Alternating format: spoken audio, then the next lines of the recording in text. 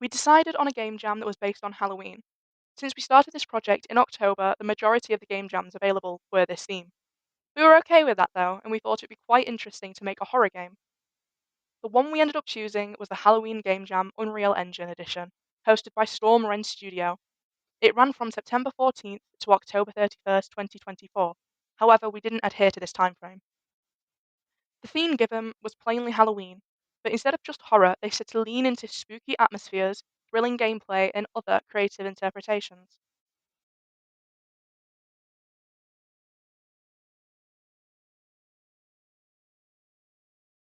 We approached the jam by first thinking of a setting. We decided to do this first because we wanted to limit our ideas to the time we had. We didn't want to think of a really good idea only to realize it would be impossible to meet the brief in time. Another game jam we looked at had the prompt of tower, which we thought was an interesting concept. This stuck with us, and so we decided to use this as our main concept of our project. Since we knew it was going to be based in a tower, we discussed what the shape of the rooms would be. We talked and thought about making a completely round room would be quite difficult and time consuming, so I suggested that the room should be an octagonal shape. Not only would this be more practical, but it would also allow us to design the room in a better way as it allowed distinct wall sections for view and for symmetry. The concept of a tower also helped us stage the levels. Each floor could be a separate level that each one of us could take and oversee. This once again helped us with time management as we could then focus on our own design and decoration for that one compact space instead of an entire outside level that could stretch on for a while and be difficult to condense. Because of the level of floor idea, we thought an escape room game would be fun. It would allow us to create many different mechanics in the shape of different puzzles and come up with creative ways to utilize the space and themes.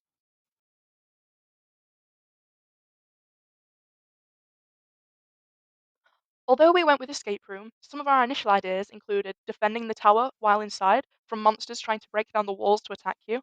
When the room was fully fortified and your gear was upgraded, you could then go a level lower, like a first person tower defense. Another was trying to find a key or a password to escape the current room while avoiding a monster that turned out the lights as it hunted you. Another idea was simply a defeating enemy wave system. The first one we liked, but we thought that it wouldn't leave much for us to do individually, and we wanted to make more than one mechanic each. But at the same time, it would require us to make a few AIs, which not many of us had attempted before and had no idea where to begin. We feared that the second and third ones would become quite repetitive and boring, even if we included a defense and upgrading mechanism. Next was researching horror themes and escape room genre itself. I looked at different types of horror games: gore, like the Saw franchise, jump scares based on Five Nights at Freddy's, psychological, like Mouthwashing or Doki Doki Literature Club, and others. Something I realized from this research was the fact I personally didn't want to rely on a single scare tactic. For example, gore and jump scares, if not done well, they can look quite cheap and tacky, and overall not an enjoyable experience. And for the psychological genre, a lot of the time a well written story needs to accompany it to really sell the psychological effects on the player. These potentially wouldn't be done justice in a timed and marked project. Because the escape room genre is quite broad, sticking to generic fears would allow us to each choose a different Halloween theme, create different mechanics, and it would also allow us to fully focus on our own levels as long as the main goal was to find a way to escape the current room. I am personally a fan of escape rooms and have played many games in the past. I've researched a few of the games I've played, such as Escape Academy, Palindrome Syndrome, and tested on humans. Next, we thought about and researched Halloween itself and what it represents along with theming. You typically see monsters like zombies, ghosts, vampires, and witches, but we didn't want to just focus on these classic monsters. So I came up with a list of more abstract ideas, like a bloody butcher shop, potions, familiars like cats and bats, clowns and circus, pumpkin patches and graveyards, etc.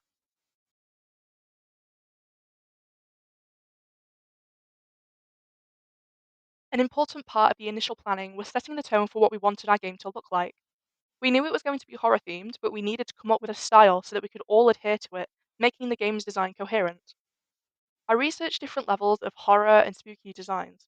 However, we weren't confident in the amount of realism used in some levels, such as the more recent Resident Evil remakes, as an example. We decided on a more stylized approach, meeting in the middle, not going full cartoony or full low poly style, but also not extremely realistic. For example, textures used in some models which are on the simpler side, like the bookshelves I made, still look slightly more realistic, whereas the shaped mosaic ring I made for one of my levels has a slightly less realistic, more low poly feel. Since we were all designing our levels individually instead of taking over one job the entire project, this would allow us to model what we needed and make our levels come to life, without focusing all the time on making it realistic as we each had different skill sets. I made a mood board for the group with a more stylized theme to inspire us in creating our models.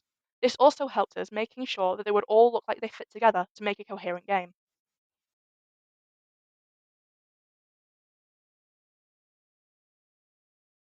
After this, I started designing my own levels.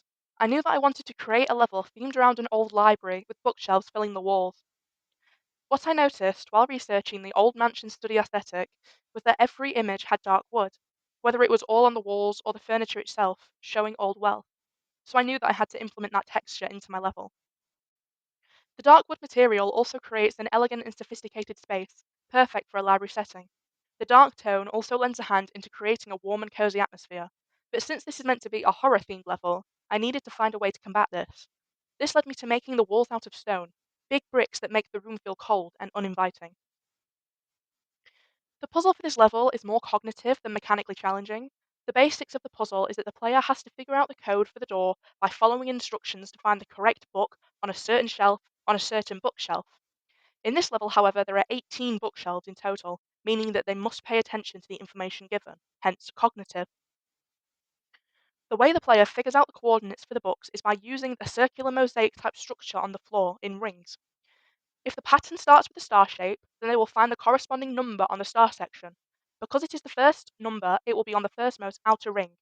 The player then does this with the last two shapes, making their way in the rings until they have three separate numbers. One for the bookshelf, either 1, 2, or 3, one for the shelf, 1 through 6, starting from the bottom, and finally the last number is for the specific coloured book section, 1 through 6 again, starting from the left hand side. The player will then take the four books' numbers in order and use them on the door to unlock it to descend to the next level. I made each book pattern and then changed the details so that each book had a duplicate in every colour.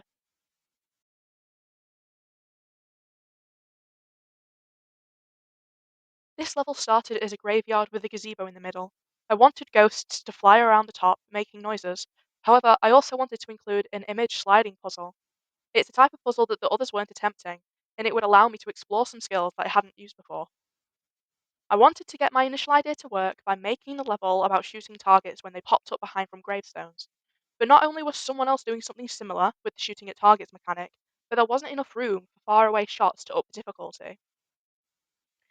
After all, I went with the original mechanic. I wanted to use the image sliding puzzle. I didn't think this would work well with the graveyard theme, so I decided to pick another. The theme I went with was clowns in a circus. Not only could I use the puzzle and put them on easels to make it look like paintings, which sometimes clowns do, including their makeup, but I could transform the pre existing gazebo white box into a circus tent which would fit perfectly. Carnivals are typically held outside, but since I couldn't do this in the tower setting, I thought about making it so the level looked like somebody had transformed a room of an old manor, like a study, into a makeshift circus. The sliding puzzle did give me some grief when it came to dividing up the sections of the paintings. The texture would fold in on itself, like creating a repeating texture with 1,000 pictures. Later on, I realized that the issue I had caused was when I made the blueprint space look tidy, I accidentally reorganized a division node, switching the top and the bottom. This meant the division was incredibly wrong, hence why the texture multiplying seemed like 1,000 times instead of just 3. When a section slides into a new location, the coordinate is checked against where it should be to make the complete image. When they are all done, it will tell the player and reveal a number for the password. There are 4 numbers in total, and they'll be used on the door to escape to the lower level.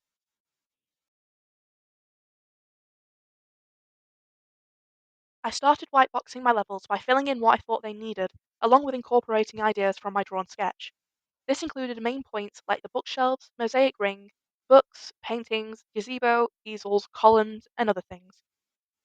Once I had these items in, I could rearrange them into my heart's content to find the best design, choosing my focus points, like the mosaic and gazebo, while still showing what to do with onboarding, like having a table near where the player spawns with important information about the level, and having subtle things like paintings on the walls and the easels matching up in the gazebo, showing that they are connected.